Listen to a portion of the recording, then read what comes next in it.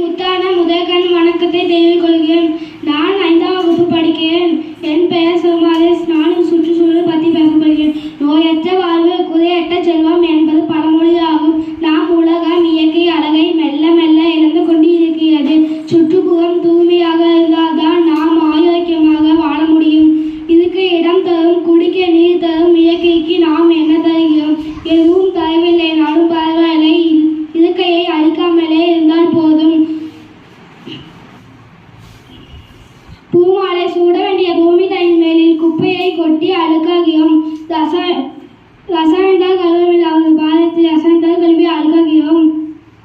10 குப்பைக்கு மேல் 11வது குப்பையை போட்டு நாடு சுத்தமில்லை, நகரம் சுத்தமில்லை என்று சொல்லி